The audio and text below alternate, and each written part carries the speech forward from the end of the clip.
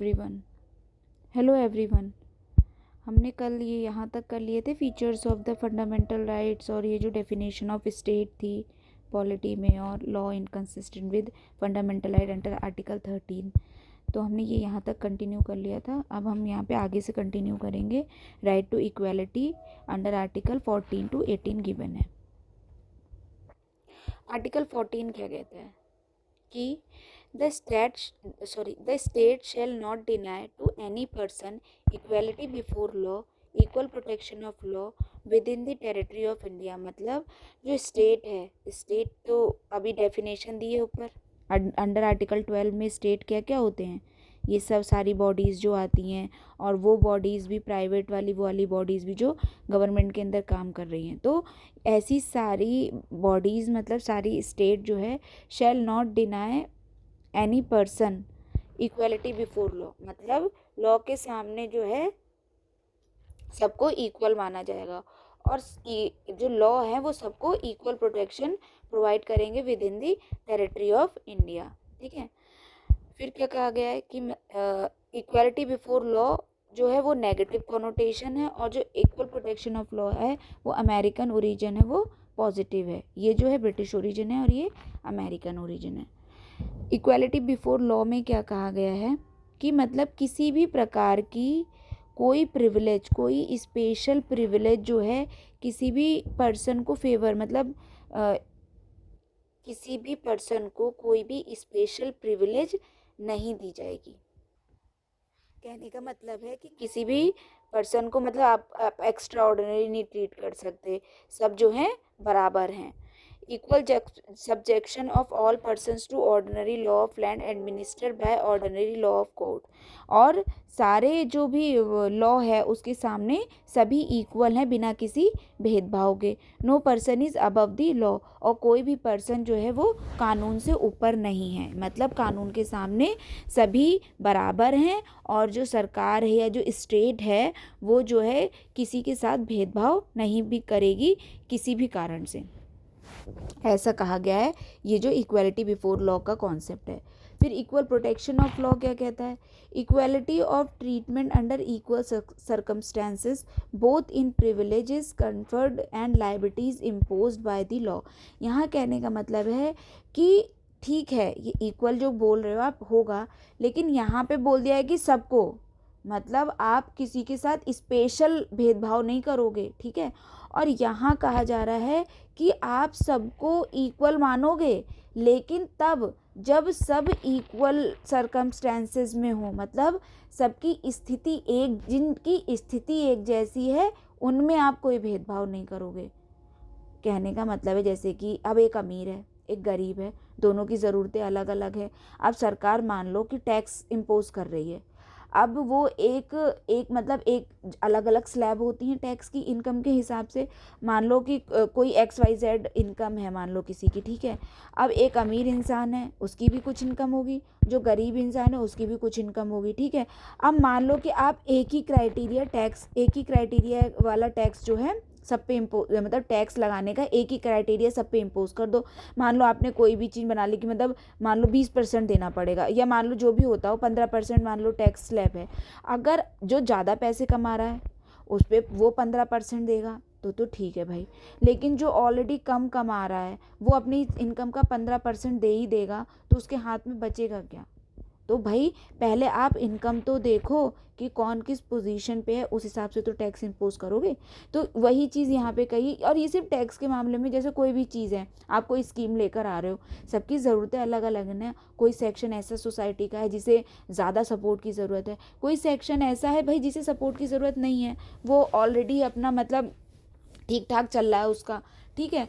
तो ये बात कही गई कि भाई जब आप क्या कहते हैं इक्वल ट्रीटमेंट करोगे, लेकिन जब सब इक्वल सर्कमस्टेंसेस में होंगे, बोथ इन प्रिविलेजेस कन्फर्ड और लाइबिलिटी इम्पोज बाय लॉज, मतलब दोनों ही जगह पर, मतलब कि सबके साथ इक्वल वो ट्रीटमेंट होगा अंडर इक्वल सर्कमस्टेंसेस दोनों ही केसेस में। किस केसेस में? मतलब आप अगर किसी को कोई जिम्मेदारी दे रहे हो, ठीक है, आपने किसी पे कोई ड्यूटी इम्पोज करी मान लो, तो ऐसा नहीं है कि भैया अमीर वाला है तो वो ये काम नहीं करेगा, या वो देश में रह के उसको अलग सा ट्रीटमेंट दो, और जो गरीब वाला है उसे अलग ट्रीटमेंट दो ना, दोनों बराबर रहेंगे कानून के सामने।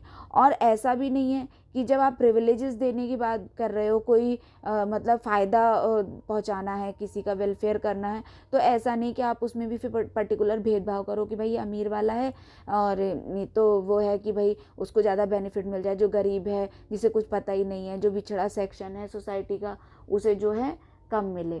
ठीक है। फिर similar application of same laws to all person who are similarly situated. Similar application होगी एक ही लॉ की सारे लोगों पर, लेकिन कब? जब वो सिमिलरली सिचुएटेड होंगे तब। Like should be treated alike without any discrimination. जो एक जैसे हैं, जो एक जैसी पोजीशन पे हैं, मान लो 5 लोग हैं सोसाइटी में और पांचों की पोजीशन एक है हर मामले में, तो आप उनको एक ही लॉ के साथ, लॉ के अंडर में रखिए, एक ही लॉ के साथ ट्रीटमेंट दीजिए। ठीक है, एक ही लॉ के अंडर में ट्रीटमेंट दीजिए। लेकिन अगर सब अलग अलग पोजीशन पे हैं, एक तरीके से समझ लो कुछ बहुत नीचे हैं या कुछ, तो उन्हें सपोर्ट की ज़रूरत है, आप उन्हें ऊपर लेकर आओ। जो ऊपर सोसाइटी में ऑलरेडी बैठे हुए हैं, भाई हो सकता है उन्हें सपोर्ट की ज़रूरत ना हो, तो आप उनको ऐसे फ्री छोड़ दो कि भाई वो अपना मेहनत करें, अपना खाएं कमाएं, जो कर रहे हैं प्रॉफिट अर्न करें। तो इसलिए ये कहा गया। तो ये इक्वल प्रोटेक्शन लॉ इसीलिए कहा जाता है कि ये पॉजिटिव नोशन है, और जो इक्वलिटी बिफोर लॉ है ये नेगेटिव नोशन है। फिर क्या कहा गया? जो सुप्रीम कोर्ट है उसने कहा है कि जहाँ पे इक्वल और अनइक्वल जो है ट्रीट किए जाएंगे डिफरेंटली, वहाँ से पर आर्टिकल 14 अप्लाई नहीं होगा। कहने का मतलब है कि जहाँ पे जैसे, क्योंकि ये तो इक्वालिटी वाला लॉ है ना, इक्वालिटी, राइट टू इक्वालिटी, ये कहता है कि equality before law, equal protection of law होगा सबको। लेकिन अगर कहीं पर ये दोनों ही जो हैं, मतलब कि दोनों के खिलाफ काम चल रहा है या कोई एक्शन लिया जा रहा है, तो वहाँ पे आर्टिकल 14 जो है अप्लाई नहीं होगा। कैसे? आर्टिकल 14 फोरबिड करता है क्लास लेजिस्लेशन। मतलब ये जो है किसी भी प्रकार का भेदभाव, जैसे कि आप करो क्लास के बेसिस पे, ये सब चीज़ें ना, तो ये अलाउड नहीं है। और ये परमिट करता है क्या? Reasonable classification. मतलब ये किसी भी प्रकार का उस तरीके से आप, जैसे कि पर्टिकुलर सोसाइटी को आप डिवाइड कर दो हैं, और कह दो कि भाई जो जिसको मतलब आप एक तरफा, एक जो वो वाला है ना कि एक ही जूता सबके पैर में फिट करे पड़े हो, आप ऐसा काम कर रहे हो। भाई आप सरकार हो, ये आपकी जिम्मेदारी, आप ये देखो कि कौन से सेक्शन ऑफ सोसाइटी को या किन लोगों को आपकी मदद की ज़्यादा ज़रूरत है, या ऐसी स्कीम्स की ज़्यादा ज़रूरत है, या वेलफेयर वाले कॉन्सेप्ट की ज़्यादा ज़रूरत है, और किन्हें ज़रूरत नहीं है। तो आप उस हिसाब से अपनी पॉलिसीज़ डिज़ाइन करो, आप उसी हिसाब से लॉज बनाओ। ठीक है, आप उसी हिसाब से जो है मतलब पूरा वेलफेयर वाला, सोशलिज्म वाला कॉन्सेप्ट लेकर चलो। ठीक है, लेकिन ये कहता है कि किसी भी प्रकार का भेदभाव मना है, किसमें? आर्टिकल 14 में। लेकिन ये परमिट करता है रीजनेबल क्लासिफिकेशन। कुछ रीजनेबल क्लासिफिकेशन जो है वो अलाउड हैं, किन लोगों के लिए? मगर किन लोगों के लिए? Legislation confirms executive administrative authority unguided and uncontrolled direction power violate article 14 of the constitution. कह रहे हैं कि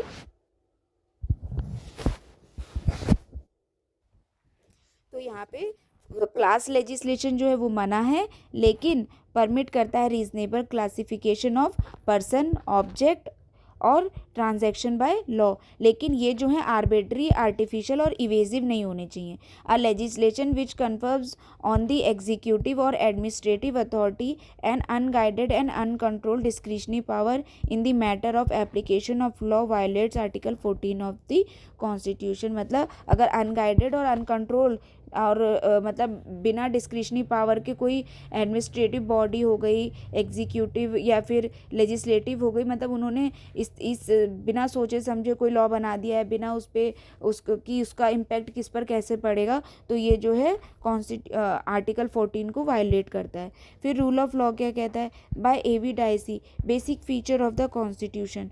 रूल ऑफ जो है ये एवी डाइसी ने कॉन्सेप्ट दिया था, और इसको सुप्रीम कोर्ट ने basic feature of the constitution के अंडर में रखा है। ये क्या कहता है? Equality before law is an element of rule of law. मतलब जो इक्वलिटी बिफोर वाला कॉन्सेप्ट है इक्वालिटी बिफोर लॉ वो जो है किसका एलिमेंट है, रूल ऑफ लॉ, मतलब लॉ का जो रूल चल रहा है, लॉ के दायरे में रह के अगर सब कुछ हो रहा है तो वो अपने आप जो है इक्वालिटी बिफोर लॉ को मतलब एक तरीके से कन्वर्ट कर देगा। फिर क्या लिखा है, rule of law has 3 fundamental element principles. 3 fundamental principles क्या होते हैं, ये तीनों क्या बताते हैं कि देखो constitution is the source of individual right. हमारे यहाँ पे इंडियन सिस्टम में क्या लागू होता है कि कॉन्स्टिट्यूशन जो है वो सोर्स है इंडियन इंडिविजुअल राइट का। ये कैसे देखो, और बाकी जगह क्या कहते हैं। पहला प्रिंसिपल क्या कहते हैं, एब्सेंस ऑफ आर्बिट्री पावर, मतलब किसी भी तरह की तानाशाही या कुछ भेदभाव वाली जो पावर है वो एप्लीकेबल नहीं होगी इंडियन सिस्टम में, वो नहीं मानी जाएगी। Equality before law applicable to the Indian system, और इक्वालिटी बिफोर लॉ जो है वो एप्लीकेबल होगा इंडियन सिस्टम में। फिर primacy of individual rights not applicable as the constitution is the source of individual right. ये जो प्राइमेसी इनके अकॉर्डिंग जो ये कहते हैं ना, रूल ऑफ लॉ में जो थर्ड प्रिंसिपल है वो है कि प्राइमेसी ऑफ इंडिविजुअल राइट है, लेकिन ये वहाँ पे जो उनका कॉन्सेप्ट है ब्रिटिश वाला वो ये वहाँ पे लागू होता है, ये इंडियन कॉन्सेप्ट में लागू नहीं होता है इंडियन पर्सपेक्टिव से देखा जाए तो। क्यों भाई, यहाँ पे कहा गया है कि इंडिविजुअल राइट की प्राइमेसी रहेगी, ठीक है, लेकिन ये हमारे यहाँ पे इसलिए लागू नहीं होता है क्योंकि हमारे यहाँ पे जो कॉन्स्टिट्यूशन है वो सोर्स है इंडिविजुअल राइट का। मतलब हमारे यहाँ पे जो है constitution is the result of the right of individual as defined and enforce by the court of law. मतलब है कहने का वहाँ पे ये है कि जो इंडिविजुअल राइट्स हैं ना उनसे मिलकर ही मतलब वो कॉन्स्टिट्यूशन एक तरीके से मतलब कॉन्स्टिट्यूशन की पावर आती है। लेकिन हमारे यहाँ पे क्या कहा गया है कि कॉन्स्टिट्यूशन खुद पावर देता है इंडिविजुअल को, ठीक है, दोनों में ये फ़र्क है। वहाँ पे कॉन्स्टिट्यूशन की पावर इंडिविजुअल्स से है और हमारे यहाँ पे इंडिविजुअल्स की पावर जो है उनका सोर्स खुद कॉन्स्टिट्यूशन है। फिर क्या कहा गया, एक्सेप्शंस क्या हैं इक्वालिटी वाले लॉ में। आर्टिकल 361 इसमें क्या कहा गया है, जो प्रेसिडेंट और जो गवर्नर होते हैं इनको इम्यूनिटीज़ मिलती हैं। भाई ये देश के प्रेसिडेंट हैं, गवर्नर हैं, तो इनको इस पोजीशन पर होने पर कुछ इम्यूनिटीज़ मिली हुई हैं ताकि भाई उस पोस्ट की जो है गरिमा पे कोई मतलब एक तरीके से दाग ना लगे, कलंक ना लगे और वो स्थापित रहे। फिर आर्टिकल 361 क्या कहता है कि no person is liable for any civil or criminal proceeding in any court in respect of publication in newspaper or by radio or television or a substantially true report or of any proceedings of the parliament or the state legislature। मतलब किसी भी person को या फिर कोई भी person liable है, हकदार है किसी भी सिविल और क्रिमिनल प्रोसीडिंग कि जो कोर्ट में चल रहा है उसके बारे में कोई पब्लिकेशन उसे मतलब पब्लिश करना हो, कुछ न्यूज़पेपर में छापना हो, तो इसको कह सकते हैं कि फ्रीडम ऑफ एक्सप्रेशन या फ्रीडम ऑफ प्रेस जो होती है वो एक तरीके से दी गई है कि भाई चाहे वो रेडियो के थ्रू हो, चाहे टेलीविज़न के थ्रू या कोई और सोर्स ऑफ मतलब कम्युनिकेशन हो, उसके थ्रू भी मतलब एक तरीके से अलाउड होगी कि मतलब आप जो है किसी पे रोक नहीं लगा सकते अगर कोई सिविल और क्रिमिनल प्रोसीडिंग हुई है और उसके बारे में कोई अपने किसी मैगजीन में, न्यूज़पेपर में या कहीं पर उसमें छापता है। फिर क्या है, और वो लेकिन वो सब्सटेंशियली ट्रू रिपोर्ट होनी चाहिए। ये नहीं है कि भाई मनगढ़ंत कहानी छाप दी किसी ने और फिर उस पर भी कोई कानूनी कार्रवाई नहीं होगी। कोई भी प्रोसीडिंग जो पार्लियामेंट में होती हो चाहे लेजिस्लेचर में होती हो वो आप उसमें अलाउड है कि भाई उसके खिलाफ कोई कार्रवाई नहीं की जाएगी क्योंकि ये आर्टिकल 361A में गिवन है। फिर आर्टिकल 105 क्या कहता है, parliamentary privileges of members of parliament. ये जो मेंबर्स होते हैं पार्लियामेंट के ये भाई ये भी वही बात है, एक गरिमापूर्ण पोजीशन पे बैठे हुए हैं, देश को मतलब देश को एक तरीके से रिप्रेजेंट करते हैं ये, तो क्या कहते हैं इनको भी ना कुछ प्रिविलेजेस दी गई हैं as a member of the parliament. ये इंडिविजुअल लेवल पे तो एक अलग कॉन्सेप्ट होगा, लेकिन ये क्योंकि पार्लियामेंट के मेंबर हैं इसलिए इन्हें कुछ स्पेशल प्रिविलेजेस दी गई हैं जो जिनका ये लाभ उठाते हैं। आर्टिकल 94 क्या कहता है, 194 privileges of members of the state legislature in the legislature और और एनी कमिटी देयर ऑफ, मतलब जैसे इनको जो है पार्लियामेंट्री प्रिविलेजेस मिली है मेंबर ऑफ पार्लियामेंट को, उसी तरीके से जो प्रिविलेजेस मिली हुई हैं किसको, जो मेंबर ऑफ स्टेट लेजिस्लेचर हैं या किसी कमेटी के जो मेंबर हैं जो कि इनके द्वारा बनाई गई है। फिर आर्टिकल 31C क्या कहता है कि आर्टिकल 30 कम्स, जहाँ पे आर्टिकल 31C आता है वहाँ आर्टिकल 14 जो है वो चला जाता है। ये क्या कहता है कि भैया it provides that the law made by the state for implementing the directive principles contained in clause B or clause C of article 39 cannot be challenged on the ground that they are violative of the article 40। ठीक है, article 14 मतलब ये कह रहे हैं कि जहाँ पर डायरेक्टिव प्रिंसिपल इम्प्लीमेंट करने के लिए किसी फंडामेंटल राइट का हनन हो रहा है तो भैया मतलब आर्टिकल 39 के क्लॉज बी और क्लॉज सी को लागू करने के लिए जो कि डायरेक्टिव प्रिंसिपल है उसके वजह से अगर आर्टिकल 14 का जो है क्या कहते हैं हनन हो रहा है तो फिर उसे जो है आर्टिकल 14 का हनन नहीं मान जाएगा। मतलब जहाँ आर्टिकल 31C आता है वहाँ आर्टिकल 14 अप्लाई नहीं होता है। फिर क्या कहा गया है, foreign sovereign and diplomats enjoy immunity criminal and civil proceedings की, मतलब जो फॉरेन डिप्लोमेट्स होते हैं या जो सोवरेन्स होते हैं ना उन्हें वो भी इंजॉय करते हैं immunity from criminal and civil proceedings. ठीक है, फिर यूएनओ और उसकी जो एजेंसीज होती हैं वो भी इंजॉय करती हैं डिप्लोमेटिक इम्यूनिटी। फिर आर्टिकल 15 आ गया। ठीक है, ये था आर्टिकल 14 सारा अभी तक। अब है आर्टिकल 15 नेक्स्ट। ये क्या कह रहा है, the state shall not discriminate against any citizen on the ground only on religion, only of religion, race, caste, sex, place of birth. ठीक है, इसमें ये कहा गया है 15 और 1 में कि भैया कोई भी इंसान मतलब को स्टेट किसी भी मामले में, इस मामले के मतलब स्टेट जो है किसी भी स्थिति में जो है only religion, race, caste, sex और प्लेस ऑफ बर्थ को एक तरीके से मतलब कि रीज़न मान के डिस्क्रिमिनेट नहीं करेगी किसी के भी खिलाफ, किसी भी खिलाफ, सिटीजन के खिलाफ।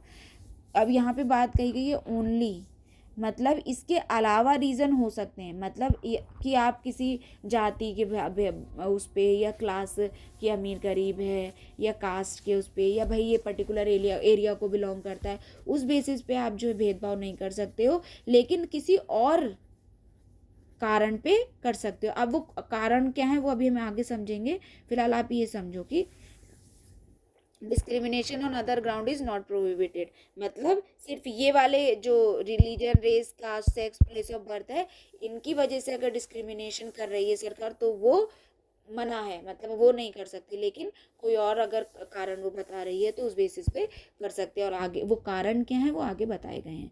देखो 52 क्या कहता है, article 15(2) No citizen shall on the ground only of religion, race, caste, sex, place of birth or any of them be subject to any disability, liability, restriction or condition with regards to access to shop, public restaurants, hotel, place of entertainment. मतलब यहाँ पे कहा गया है कि कोई भी citizen, ठीक है, सिर्फ इस बेसिस पे कि वो किसी अलग रिलीजन का है, किसी अलग रेस का है, कास्ट का है, सेक्स का है या प्लेस ऑफ बर्थ का है, या किसी भी इनमें से एक कारण, या तो ये सभी कारण हो या कोई एक कारण हो, तो इन कारण को वजह मानकर किसी को भी जो है मतलब रिस्ट्रिक्शन नहीं लगाई जाएगी या डिसेबिलिटी नहीं होगी या लाइबिलिटी नहीं होगी। कंडीशन विद रिगार्ड टू किसके, कि वो मान लो कि कोई शॉप खुली हुई है, ठीक है, कोई पब्लिक शॉप है और आप वहाँ जाओ तो आपको इस बेसिस पे वो भेदभाव नहीं कर सकता कि आप भैया फलाने रिलीजन के हो तो आपको मैं सामान देने से मना कर दूंगा। ये ग्राउंड नहीं होना चाहिए, उसका कोई और रीज़न होना चाहिए भाई, जो ये ग्राउंड दिए गए हैं ये नहीं होगा। कोई पब्लिक रेस्टोरेंट हो वहाँ पे भी इस चीज़ के लिए मना नहीं कर सकते, होटल्स हों, प्लेसेस ऑफ एंटरटेनमेंट हो, तो इन सब जगह पर इन रीजंस को प्रायोरिटी दे के आप भेदभाव नहीं कर सकते। फिर क्या है, द यूज़ ऑफ बेल्स, कहीं कुएँ वगैरह हों, टैंक हों, बाथिंग घाट्स हों, रोड्स हों, प्लेसेस ऑफ पब्लिक रिजॉर्ट्स हों, ये चाहे तो wholly or partly owned out of state fund करते हों, तो dedicated to the use of general public, मतलब ये यहाँ सब किसी भी प्रकार की जो जनरल पब्लिक है वो इन सब का इस्तेमाल कर सकती है बिना किसी भेदभाव के, कोई उन पर रोक नहीं है, वो होली और पार्टली फंडेड बाय हो स्टेट। फिर क्या लिखा गया है नेक्स्ट में, the provision prohibits discrimination both by state and private individuals while the former provision prohibit discrimination only by the state. अब देखो यहाँ पे क्या कहा गया है, जो 15(1) वाला था ना कि भैया इस बेसिस पे जो है सरकार कोई भेदभाव नहीं कर सकती और किसी भेद पे कर सकती है, तो ये सिर्फ जो है सरकार के लिए था प्रोविजन, ठीक है। लेकिन जो ये कह रहे हैं, अब भाई सोचो ना, रेस्टोरेंट तो प्राइवेट भी हो सकता है, ठीक है, कोई ऐसी जगह है, शॉप किसी की प्राइवेट भी हो सकती है, तो आप अगर इस चीज़ को लेके भेदभाव कर रहे हो तो वहाँ पे इस चीज़ पे रोक लगी हुई है। इसका मतलब है कि ये जो है स्टेट और प्राइवेट इंडिविजुअल दोनों के खिलाफ मौजूद है, मतलब दोनों ने अगर ऐसा कुछ करने की कोशिश की तो फिर क्या कहते हैं, उसे गलत माना जाएगा कानून की नज़र में, और ये मना है। फिर 15(3) और 15(4) क्या कहते हैं, foundational brick of reservation system in the society. ये जो है एक तरीके से जो रिजर्वेशन वाला कॉन्सेप्ट है, जो रिजर्वेशन वाला सिस्टम है कंट्री में, ये इन्हीं जो आर्टिकल हैं इनके द्वारा एक तरीके से प्रमोट हुआ है, ये फाउंडेशनल ब्रिक्स हैं इन वाले जो रिजर्वेशन वाले जो प्रोविज़न है। 4 एक्सेप्शन है to this general rule non discrimination. जो ये इसके खिलाफ जो 4 एक्सेप्शंस क्या क्या है, मतलब कि जो रिजर्वेशन अलाउड है हमारे देश में, जैसे ओबीसी को लेकर हो गया, SC ST को लेकर हो गया, और अब तो EWS को लेकर भी है, तो ये ये जो है 15(3) और 15(4) के अंडर में ही आते हैं। लेकिन इनके खिलाफ जो है कुछ एक्सेप्शंस है कि भाई जहाँ पर ये लागू नहीं होंगे, तो क्या state is permitted to make any special provision for women और चिल्ड्रन। मतलब 15 कहता है कि भाई इस बेसिस पे आप भेदभाव नहीं करोगे किसी के साथ, ठीक है, किसी के साथ कोई भेदभाव नहीं होना चाहिए, चाहे रिलीजन पे के बेस पर, कास्ट के बेस पर, सेक्स के बेस पर, किसी भी बेस पर। अब यहाँ पे कह रहे हैं कि वुमेन और चिल्ड्रन, ठीक है, तो यहाँ पे कह रहे हैं कि आप स्पेशल प्रोविजन बना सकते हो वुमेन और चिल्ड्रन के लिए। तो जब आप ये करने लगोगे तो फिर इसका मतलब कि ये वाला आर्टिकल वायलेट हो जाएगा 15(1) जो कह रहा है कि भाई किसी बेसिस पे डिस्क्रिमिनेशन नहीं करना है, और आप जो है वुमेन और चिल्ड्रन के लिए आप डिस्क्रिमिनेशन वाले रूल्स लेकर आ रहे हो। तो यहाँ ये कहा गया है कि स्टेट परमिटेड है भाई ये करने के लिए, क्यों, क्योंकि ये ऐसे सेक्शन ऑफ द सोसाइटी हैं जो किसी वजह से पिछड़े रह गए हैं, इन्हें सपोर्ट की ज़रूरत है, तो ये इसके अंदर में कवर नहीं होते हैं, और ये जो है अलाउड है, मतलब स्टेट जो है परमिटेड है कोई से भी ऐसे स्पेशल प्रोविज़न बनाने के लिए।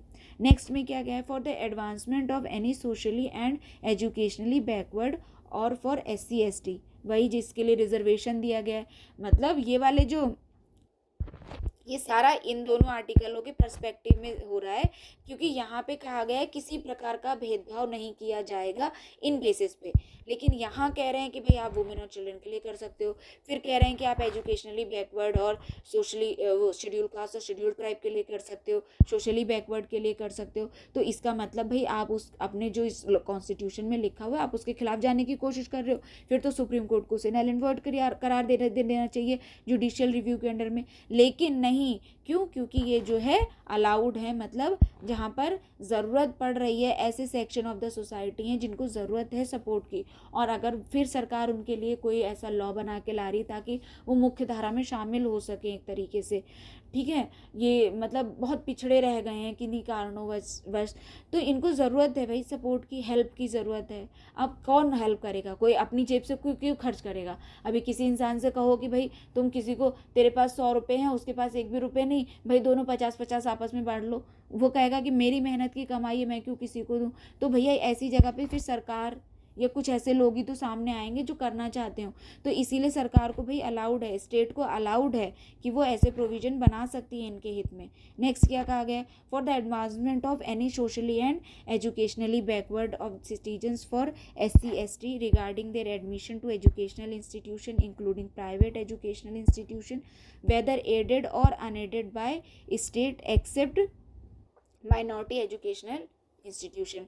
मतलब जो सोशली और एजुकेशनली बैकवर्ड क्लासेस हैं और जो कुछ सेक्शन है सोसाइटी के जो SC और ST को बिलोंग करते हैं, इनको जो है क्या कहते हैं, इनके एडवांसमेंट के लिए, ताकि ये जो है एडमिशन ले सकें भाई एजुकेशनल इंस्टीट्यूशन में, प्राइवेट एजुकेशनल इंस्टीट्यूशन हो, चाहे वो या फिर भाई वो एडेड हो या अनएडेड हो स्टेट के द्वारा, तो ऐसी सब जगह पे इन्हें जो है इनके लिए कुछ मान लो एक तरीके से रिजर्व करी रखी जाएंगी सीटें, जो इस पर सिर्फ इन्हीं का एडमिशन मिलेगा, ताकि इनको एक इनके लिए इनको मुख्य धारा में लाया जा सके एक तरीके से। ठीक है, सिर्फ कहाँ पर लागू नहीं है, ये जो माइनॉरिटी एजुकेशनल इंस्टीट्यूशन है उन पर ये जो है प्रोविज़न लागू नहीं है, मतलब वहाँ अलाउड नहीं है कि आप रिजर्वेशन वाला कॉन्सेप्ट कर दो पर्टिकुलरली ये जो बैकवर्ड क्लासेस हैं SC STs के लिए, नहीं, उनके अपने रूल्स होते हैं, वो अपने हिसाब से चलाते हैं। ठीक है, फिर क्या कहा गया है, for the advancement of any economically weaker section of society. फिर देखो ये पहले नहीं था, पहले तो बैकवर्ड वाला ही चला रहा था SC ST वाला, लेकिन अभी जो है लेटेस्ट यहाँ पे जो है एक अमेंडमेंट हुआ था, अभी हम आगे पढ़ेंगे उसे, तो उसमें क्या कहा गया है कि जो इकोनॉमिकली वीकर सेक्शन ले लिए हैं, जो इन सब में इंक्लूड नहीं होंगे, ठीक है, जैसे अदर बैकवर्ड क्लास हो गए या सोशल हो गए, वो सॉरी शेड्यूल कास्ट हो गई या शेड्यूल ट्राइब हो गई, तो जो इनमें से छूट गए हैं, ठीक है, जो जर्नल में आ रहे हैं, और उनमें से कोई जो नीचे तबके के हैं इकोनॉमिकली वीकर सेक्शन है, मतलब उनको इकोनॉमिकली दिक्कत है, वो अपनी लाइवलीहुड में भी उन्हें दिक्कत हो रही, तो ऐसे लोगों को एक तरीके से प्रमोट करने के लिए रिजर्वेशन वाला कॉन्सेप्ट उनके लिए भी ले आया गया है, EWS के लिए भी। Reservation for OBCs in educational institution, उसको लेकर क्या क्या प्रोविज़न है देखो, एक्सेप्शन इन आर्टिकल 15(5), 93rd जो एक्सेप्शन दिया गया है किसमें, आर्टिकल 15(5) में, इसमें उसके क्लॉज 5 में, मतलब ये जो 15 है ये आर्टिकल है, और इसके जैसे होते हैं ना 15 का मान लो 1 हो गया, फिर 2 हो गया, फिर 3 हो गया, फिर 4 हो गया, तो इस तरीके से ये सब वो क्लॉजेज होते हैं ना, और मान लो इसके आगे भी और डिवीजन करा जाए तो वो सब क्लॉजेज हो जाएंगे। तो इसमें क्या कहा गया है, 15(5), 93rd जो अमेंडमेंट आया था 2005 का, इसके द्वारा क्या है, सेंट्रल एजुकेशनल इंस्टीट्यूशन रिजर्वेशन इन एडमिशन एक्ट जो है 2006 का लाया गया, जो कि प्रोवाइड करता है क्या, quota for 27% reservation for the OBCs in the central higher educational institution, मतलब इसी लॉ के द्वारा जो ये एक्ट बनाया गया था उसके द्वारा ही 27% रिजर्वेशन जो है OBCs को दिया गया है सारे हायर एजुकेशनल इंस्टीट्यूशन में, इंक्लूडिंग IIT और IIMs भी। ठीक है, IITs जो इंजीनियरिंग वाले जो टॉप कॉलेज गवर्नमेंट कॉलेजेस होते हैं, ठीक है, वो हैं, और जो IIM हैं जो मैनेजमेंट से रिलेटेड होते हैं। फिर क्या है, the supreme court upheld validity and directed the central government to exclude creamy layer advance section among the OBCs while implementing लू। सुप्रीम कोर्ट ने ये वाला रिजर्वेशन वाला कॉन्सेप्ट ठीक है मान लिया, मतलब ठीक है आप रिजर्वेशन कर रहे हो, ज़रूरत है कुछ सोसाइटी के सेक्शंस को कि भैया उनको रिजर्व कर दिया जाए, तभी वो आ पाएंगे आगे, वरना मतलब समझ लो कि कुछ लोगों के हाथ में समझ लो सारे रिसोर्सेज पे कब्जा कर रखा है उन्होंने, जो अमीर है फिर वो तो फिर अमीर ही अमीर होता चला जाएगा। अगर गवर्नमेंट की तरफ से सपोर्ट ना मिले तो गरीब कभी ऊपर मुख्यधारा में आ ही नहीं पाएगा, मतलब कोई बहुत मेहनत कर लेगा, 1-2 तो पहुंच भी गए, तो भाई 1-2 नहीं, पॉपुलेशन अच्छी खासी है, ठीक है, जब तक उन्हें आप जो है खुद हाथ पकड़ के आगे लेकर नहीं आएंगे तब तक उनका वहाँ से ऊपर आ पाना बहुत मुश्किल है, इसीलिए जो है रिजर्वेशन वाले कॉन्सेप्ट लाए गए हैं। तो सुप्रीम कोर्ट ने कहा कि ठीक है चलो रिजर्वेशन वाला कॉन्सेप्ट तो सही है, देश के हित के लिए है, लेकिन उन्होंने कहा कि भाई जो सेंट्रल गवर्नमेंट है वो क्रीमी लेयर वाला जो एक्सक्लूजन है वो करे among OBCs while implementing the law, creamy law cream. अब यहाँ पे क्रीमी लेयर क्या कहते हैं, मतलब क्रीमी लेयर देखो भाई, क्रीम हो गया ना, क्रीम कैसे होते हैं, ऊपर होती है, जो हम दूध वगैरह होता है उसमें ऊपर की साइड होती है क्रीम, तो भैया क्रीम का मतलब है कि मान लो OBC तो हैं, अब मान लो कुछ सेक्शन है सोसाइटी के सब OBC में आ रहे हैं, जो उनको ले लो अलग कर लो, अब उनमें से भी कुछ ऐसे हैं भैया उनमें भी अमीर हैं, सारे ही गरीब थोड़ी हैं, कुछ भैया अपने एफर्ट करके या पुराना चला आ रहा होगा उनका किसी तरीके से ऊपर आ पाए हैं, तो वो मुख्य धारा में हैं ऑलरेडी, और उन्हें रिजर्वेशन की ज़रूरत नहीं है, वो तो वैसे भी काम चल रहा है उनका, हो जाएगा, वो वैसे भी अपना एजुकेशन जो है वो इकोनॉमिकली स्ट्रांग है, एजुकेशन जो है वो अफोर्ड कर सकते हैं। तो कहा गया है कि ओबीसी में है ठीक है, लेकिन आप क्रीमी और नॉन क्रीमी लेयर वाला कॉन्सेप्ट लेकर आइए ताकि उनमें से भी छाटा जा सके, मतलब विद इन ओबीसी भी एक तरीके से कैटेगराइजेशन मतलब सब कैटेगराइजेशन करा जा सके, ताकि जो है समझ लो कि जो आप पॉलिसीज़ बनाओ या आप जो रिजर्वेशन का बेनिफिट देना चाहते हो वो एक्यूरेटली मतलब बिल्कुल टेलर्ड होके, जो फालतू के लोग हैं जिनको उनकी ज़रूरत नहीं है वो कट जाएं, ठीक है, और सिर्फ उनके पास पहुंचे जिनको उनकी सच में ज़रूरत है रिजर्वेशन की। तो क्रीमी लेयर वाला कॉन्सेप्ट ये है, और ये सुप्रीम कोर्ट ने कहा कि इसको लागू करना चाहिए जब इम्प्लीमेंट करेंगे हम क्या लॉज को।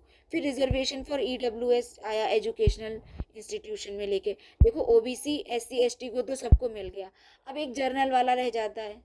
वो कहता है इंसान कि भैया जब ओबीसी में गरीब और अमीर हो सकते हैं तो जर्नल में क्यों नहीं हो सकते अमीर और गरीब। और तो भैया उन्होंने कहा कि आप ओबीसी में तो आपने कर दिया क्रीमी और नॉन क्रीमी वाला कॉन्सेप्ट, तो जर्नल को तो सोचो कोई रिजर्वेशन मिला ही नहीं हुआ है, जर्नल है वो। तो उन्होंने कहा कि इसमें भी कुछ सेक्शन हैं कि भैया कुछ लोग ऐसे हैं जो इसमें भी अभी मुख्य धारा में पीछे हैं, तो कम से कम उनके लिए भी कुछ भैया प्रोविज़न लेकर आना चाहिए कॉन्स्टिट्यूशन में। तो ये एक्सेप्शन है क्या आर्टिकल 15(6) में, जिसको ऐड किया गया है 103rd अमेंडमेंट एक्ट 2019 द्वारा, और इसके अंडर में 10% रिजर्वेशन जो है ईडब्ल्यूएस को प्रोवाइड किया गया है इसमें एजुकेशनल इंस्टीट्यूशंस में, ठीक है। तो अब जो है ईडब्ल्यूएस वाला भी वही कॉन्सेप्ट है, जैसे क्रीमी और नॉन क्रीमी ओबीसी में है, वैसे ही जर्नल में जो नीचे तबके के 10% लोग हैं उनको जो है 10% रिजर्वेशन मिलेगा किसमें, एजुकेशनल इंस्टीट्यूशंस में। और ये जो है 103rd अमेंडमेंट आया था आर्टिकल एक्ट ऑफ 2019, तब इसे इस प्रोविज़न को इंक्लूड किया गया था, ये पहले हमारे कॉन्स्टिट्यूशन में नहीं था। फिर ईडब्ल्यूएस कौन होते हैं, who are not covered under any other scheme existing scheme of reservation for SC ST और ओबीसी। वही जो कहा था मैंने पहले कि भाई इसमें वो लोग आते हैं जो किसी और स्कीम जैसे ओबीसी वाला रिजर्वेशन अगर किसी पे लगा है तो वो फिर जनरल कैटेगरी वाला बेनिफिट नहीं ले सकता, एक इंसान एक ही बेनिफिट ले सकता है। अगर जनरल कैटेगरी वाला लेना है तो भैया आप ईडब्ल्यूएस वाला, अगर आते हो ईडब्ल्यूएस में तो आप ईडब्ल्यूएस वाला बेनिफिट ले लो। तो इसीलिए इसको इंट्रोड्यूस किया गया ताकि उसमें से भी जो नीचे सेक्शन के लोग हैं वो जो है ऊपर आ सकें।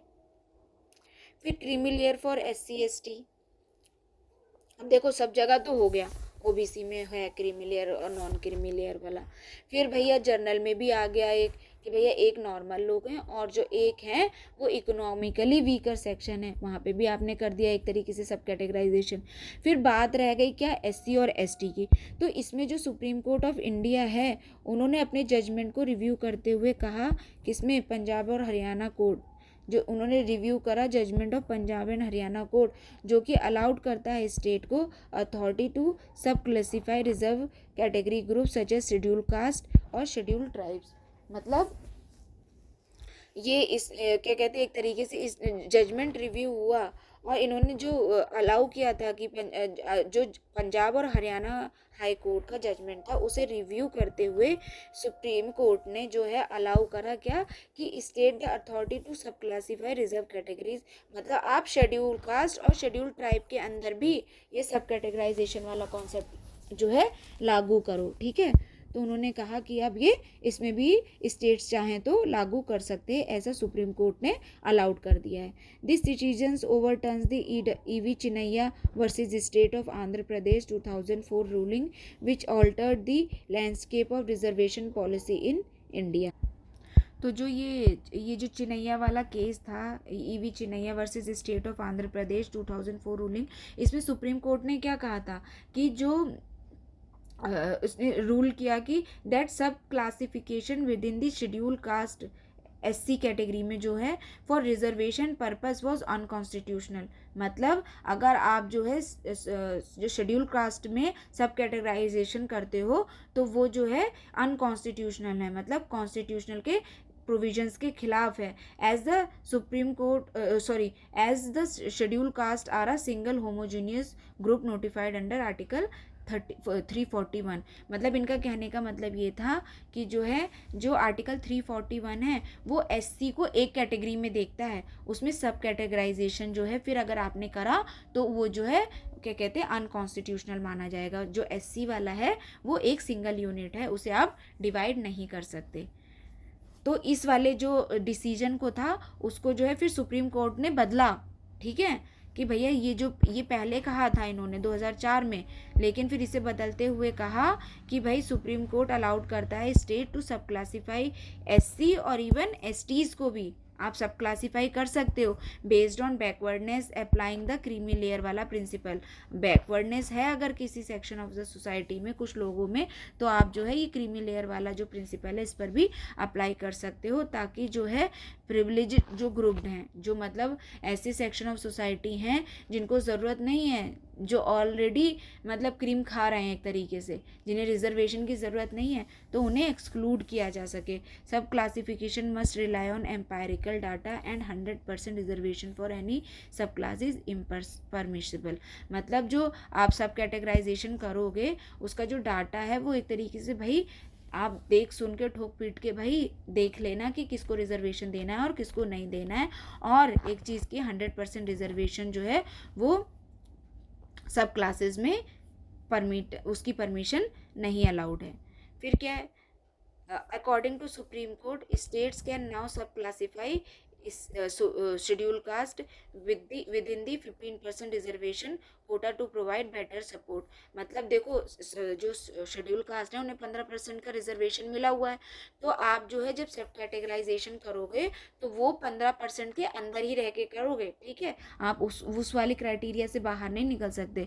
For the most disadvantage group, जो कि बहुत डिसएडवांटेज ग्रुप हैं, उनके लिए आप ऐसे प्रोविजन बना सकते हो, उन्हें सब क्लासीफाई कर सकते हो एक तरीके से।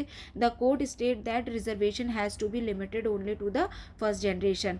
मतलब इसमें क्या कहने का मतलब है कि जो रिजर्वेशन है वो लिमिट रहेगा सिर्फ एक जनरेशन के लिए। मान लो क्या है, देखो रिजर्वेशन मिला किसी को और वो क्या हुआ भाई, वो अच्छी पोजीशन पे पहुंच गया है, ठीक है, तो फिर ऐसा नहीं है क्योंकि वो उस कैटेगरी को बिलोंग करता है, एससी कैटेगरी को, सिर्फ एससी कैटेगरी देखी जाएगी। इससे मतलब नहीं है कि भाई अगर वो अच्छे खासी पोजीशन पे बैठा है या कोई ऐसी पोस्ट को होल्ड करके बैठा है तब भी आप, क्योंकि एससी को वो बिलोंग करता है या पर्टिकुलरली एसटी को बिलोंग करता है, आप जो है उसे रिजर्वेशन वाला आंख मूंद के जो है प्रोविजन मतलब उस रिजर्वेशन अलाउड कर दो। नहीं, ये अलाउड नहीं है। रिजर्वेशन जो है वो लिमिट है सिर्फ ओनली टू फर्स्ट जनरेशन। और फिर नेक्स्ट जनरेशन, भैया जब एक इंसान ऑफिसर है मान लो आपके घर पे, ठीक है, कोई इंसान है, आपके फादर हो गए या कोई खुद आप हो गए, आप ऐसी पोजीशन पे हो कि भैया ऑफिसर हो गए, फिर जो आपके सारे डिपेंडेंट हैं जो आपकी फैमिली में आते हैं उनको फिर रिजर्वेशन का बेनिफिट नहीं मिलेगा, फिर उन पर वो रिजर्वेशन का बेनिफिट ख़त्म हो जाएगा आगे चलकर। क्यों? क्योंकि भैया आप जिस दिन रिजर्वेशन का बेनिफिट लेकर आप रिजर्वेशन से हटे, आप रिजर्वेशन की कैटेगरी से हटे, उसके साथ ही जो आप पर डिपेंडेंट थे वो भी रिजर्वेशन की कैटेगरी से हट जाएंगे, तब तक जब तक फिर मतलब मान लो कि उन्हें ऐसी ज़रूरत ना पड़े। ऐसा होता है ना भाई, 2-3 पीढ़ियाँ निकल गई, फिर वो मान लो गरीब हो गया या कुछ ऐसा हो गया तो उनको अलाउड किया जा सकता है, लेकिन अगर कोई ऐसा इंसान है तो इस केसेस में अलाउड नहीं होगा। और ये किस लिए हेल्पफुल होती हैं ये भैया, अगर जो सब क्लासिफिकेशन कर दो ना, तो जैसे गवर्नमेंट है, गवर्नमेंट ने सब क्लासिफिकेशन कर दिया, अब बहुत बड़े पैमाने पर किसी चीज़ को लागू करना, किसी बहुत सारे लोगों को लिए आप भाई रिसोर्सेज उतनी ज़्यादा लगेंगी, उतना ज़्यादा इन्वेस्टमेंट करना पड़ेगा, आपको पैसे की उतनी ज़्यादा ज़रूरत है, और भाई हो सकता है उसमें कुछ लोग जो है सिर्फ बने बैठे हुए हैं, उन्हें जबकि ज़रूरत नहीं है, क्योंकि फ्री की चीज़ कोई मना नहीं करता है। अगर मिलने लगेगा ना तो फिर आपके पेट भरा भी होगा ना तो भी क्या बोलते नहीं कि लोग पैक करके घर लेके जाते हैं अगर फ्री का मिल रहा हो तो, कि चलो भाई कोई बात नहीं, घर में चल के शाम का भी खाना हो जाएगा, कोई चीज़ बढ़ रही हो अगर तो वही वाला सीन है कि भैया अगर किसी को रिजर्वेशन का बेनिफिट नहीं, ज़रूरत भी नहीं होगी ना, लेकिन अगर उसको मतलब सब क्लासिफिकेशन के अंडर एक्सक्लूड ना किया गया हो, ठीक है, और वो उसको ज़रूरत नहीं है उसकी, लेकिन फिर भी क्योंकि सबको आंख बंद करके रिजर्वेशन वाला बेनिफिट दिया जा रहा है तो भैया वो मना नहीं करेगा, वो ये नहीं कहेगा नहीं मैं कैपेबल हूँ और मुझे नहीं चाहिए ना, वो बिल्कुल भी ऐसा नहीं कहेगा। वो कहेगा कि मिल जाए ठीक है, फिर तो सोचो वो और ऊपर ऊपर और रिसोर्सेज जो है उसके अंडर में आती चली जाएंगी। लेकिन जो गरीब है वो गरीब का रह जाएगा, जिसे सच में रिजर्वेशन की ज़रूरत थी। क्योंकि जब आप खुद सोचो 10% है, 27% है या 15% है, अब इसमें तो एक लिमिट हो गई ना। अब सारे वैसे लोग आके बैठ गए, मान लो उन्होंने उन लोगों की तो जगह घेर ली ना जिनको वास्तव में उसकी ज़रूरत थी। तो इसीलिए कहा गया जब गवर्नमेंट अपनी पॉलिसीज़ इम्प्लीमेंट करनी चलती है, या भैया कोई स्कीम बनाती है, या कोई वेलफेयर वाला जो है कॉन्सेप्ट लेकर आती है सोसाइटी के लिए, तो जब ये सब कैटेगराइजेशन होता है ना तो उसके लिए आसान हो जाता है। एक तो भैया कम रिसोर्सेज में ज़्यादा बेनिफिट हो जाएगा, ठीक है। इस तरीके से क्या है भैया, सोसाइटी में इक्वालिटी जो है प्रमोट होगी, सब लोग मुख्य धारा में आएगा, कंट्री का भी डेवलपमेंट होगा। तो इसलिए जो है ये वाला जो सब कैटेगराइजेशन है ये एक पॉजिटिव तरीके से मतलब समझ लो आप कॉन्सेप्ट है। अब है आर्टिकल 16 जिसको हम नेक्स्ट वीडियो में करेंगे, इसको हम यहीं पे कंप्लीट करते हैं। Thank you.